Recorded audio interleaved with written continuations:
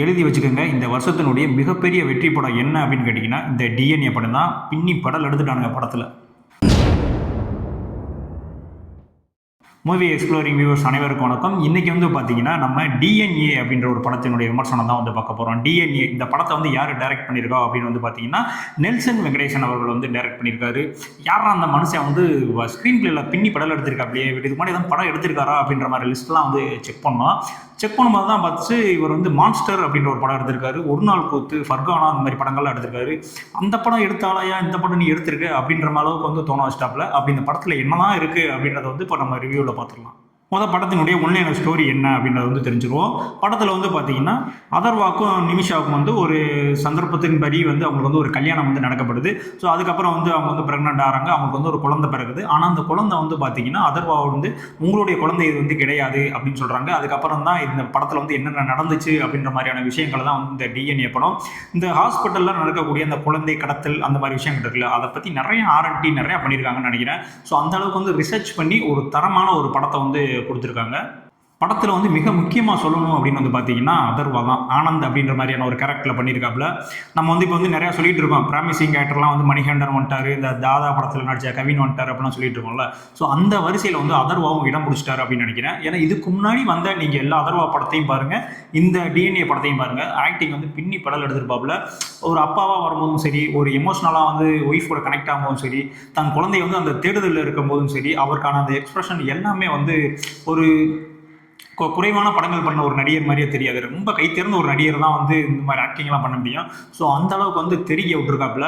So அதுக்கு அடுத்தபடியாக பார்த்தீங்கன்னா நிமிஷா, அவங்கள பற்றி சொல்லவே தேவையில்லை. ஆக்சுவலாக அவங்க தான் எனக்கு தெரிஞ்சு நம்ம தமிழ்நாட்டுடைய அடுத்த ராதிகா அப்படின்லாம் சொல்லலாம். ஏன்னா அந்த அளவுக்கு வந்து ஆக்டிங் வந்து பின்னி படல் எடுத்துட்டாங்க. ஸோ அவங்க இதுக்கு முன்னாடி நடித்த படங்கள் ஜிகிர்தண்டாவாகட்டும் சித்தாகட்டும் அவங்களுடைய ரோல் வந்து ரொம்ப கம்மியாக இருந்திருக்கு. ஸோ அதிலேயே வந்து அவங்களுடைய ஆக்டிங் வந்து பயங்கரமாக இருக்கும். ஸோ இது வந்து படம் முழுக்கவே வந்து அவங்க ட்ராவல் ஆகிறாங்க. ஸோ அப்போ இது வந்து எந்த மாதிரியான ஒரு ஆக்டிங் வந்து கொடுத்துருப்பாங்க பாருங்க. படத்தினுடைய மொத்த பெர்ஃபார்மன்ஸ் வந்து பார்த்தீங்கன்னா அதர்வாவும் நிமிஷாவும் தான் இந்த மொத்த படத்தையே வந்து அப்படியே ஹோல்ட் பண்ணி வந்து தூக்கி நிப்பாட்டியிருக்காங்க. அடுத்ததாக வந்து பார்த்தீங்கன்னா படத்தினுடைய பின்னணி இசை வந்து பார்த்தீங்கன்னா ஜிப்ரான் அவர்கள் தான் போட்டிருக்காங்க. ரொம்பவுமே வந்து அருமையான ஒரு மியூசிக் தான் போட்டிருக்காங்க. ஏன் சொல்கிறேன் அப்படின்னா படத்தில் வந்து காதல் இருக்குது, சென்டிமெண்ட், ஒரு குடும்பம், ஒரு பாசம், ஒரு நட்பு, ஒரு துரோகம், இந்த மாதிரி ஒரு கிரைம், அந்த மாதிரி நிறைய விஷயங்கள் இருக்குது. ஸோ ஒவ்வொன்றுக்கும் ஏற்ற மாதிரியான அந்த பேக்ரவுண்டு மியூசிக் இருக்குல்ல, ஸோ அது அந்தந்த சீனுக்கு ஏற்ற மாதிரி கரெக்டாகவே வந்து ஆக்டாகவே வந்து போட்டிருந்தாரு. அதே மாதிரி பாடல்கள் வந்து பார்த்தீங்கன்னா 5 மியூசிக் டைரக்டர்ஸ் போட்டிருக்காங்க. என்னப்பா 5 பேராப்பா அப்படின்னா, ஆமாம் 5 பேர் போட்டிருக்காங்க. ஆனால் பாடல்கள் எதுவும் வந்து நமக்கு அந்த அளவுக்கு வந்து அது பிடிக்கல. ஆனால் பேக்ரவுண்ட் மியூசிக்கை பொறுத்த வரைக்கும் இந்த படத்துக்கு என்ன தேவையோ அந்த மியூசிக்கை வந்து பக்காவாக கொடுத்துருந்தாங்க. இது இல்லாமல் வந்து பார்த்தீங்கன்னா ரமேஷ் திலக் வந்து நடிச்சிருக்காரு, பாலாஜி சக்திவேல், இந்த மாதிரி நிறைய கதாபாத்திரங்கள் நடிச்சிருக்காங்க. ஸோ எல்லாருமே வந்து பார்த்தீங்கன்னா அந்த கதைக்கு என்ன தேவை, இந்த ஸ்கிரிப்டுக்கு என்ன தேவையோ அதை வந்து அப்படியே வந்து ஆக்டாக வந்து கொடுத்துருந்தாங்க. அடுத்தபடியாக பார்த்தீங்கன்னா அந்த நெல்சன் வெங்கடேசன் நம்ம டேரக்டரை பற்றி சொல்லியே ஆகணும். ஏன்னா இந்த படம் வந்து நான் எனக்கு ட்ரெய்லரை பார்க்கும்போது வந்து எனக்கு அவ்வளோவா வந்து ஓகே இது ஒரு நார்மலான ஒரு அதர்வா படம் தான்ப்பா அப்படின்ற மாதிரி தான் நினச்சேன். ஆனால் உள்ளே போய் பார்த்த படம் தான் பார்த்தேன். படம் ஆரம்பித்த ஒரு 20 நிமிஷம் தாங்க, 20 நிமிஷத்துலேயே வந்து படத்தினுடைய கதை வந்து விறுவிறுப்பாக ஸ்டார்ட் ஆகுது.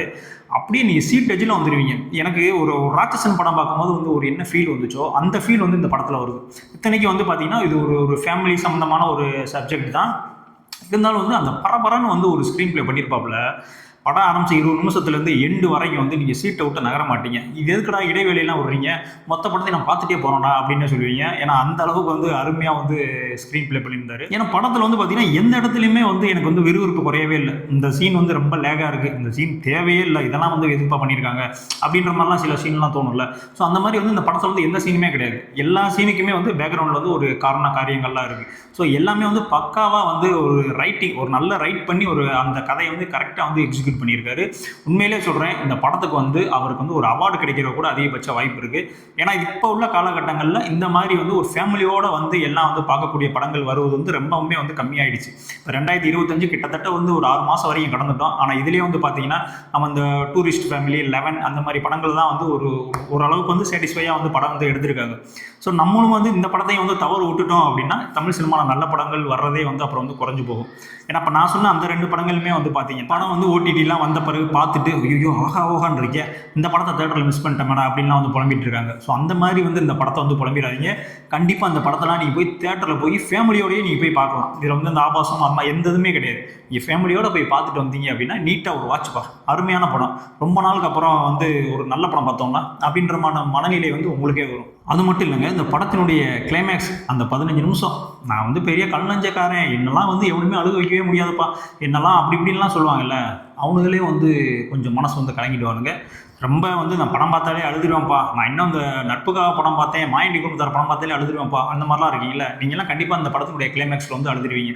ஸோ அந்த அளவுக்கு வந்து ஒரு நெருக்கமான ஒரு எமோஷ்னலான வந்து ஒரு கிளைமேக்ஸை வந்து கொடுத்துருப்பாரு. இந்த படம் வந்து கண்டிப்பாக வந்து சக்ஸஸ் ஆகும். இதை வந்து மக்கள் வந்து இன்னும் ஆதரவு கொடுத்தாங்க அப்படின்னா கண்டிப்பாக அந்த படம் வந்து பாக்ஸ் ஆஃபீஸ்லேயே வந்து பெரிய ஹிட் அடிக்கிறதுக்கான அதிக வாய்ப்பு இருக்குது. ஸோ கண்டிப்பாக வந்து இந்த படத்தை தேட்டரில் போய் பாருங்கள். இந்த படத்தை மிஸ் பண்ணிடாதீங்க. நான் ஓட்டிட்டு இந்த பிறகு பார்த்துக்கிறேன், அங்கே வந்த பிறகு பார்த்துக்கிறேன் அப்படின்னு சொல்லிட்டு இந்த படத்தை வேஸ்ட் பண்ணிடாதீங்க. ஸோ கண்டிப்பாக இது வந்து ஒரு தரமான படம். இந்த வருஷத்தில் வந்து மிக பெஸ்ட் படம் எது அப்படின்னு கேட்டிங்கன்னா இந்த டிஎன்ஏ படம் தான் நான் வந்து சொல்லுவேன். ஸோ அந்த அளவுக்கு வந்து ஒரு அருமையாக இருக்குது. ஸோ கண்டிப்பாக இந்த படத்தை வந்து தேட்டரில் வச்சு பண்ணுங்கள்.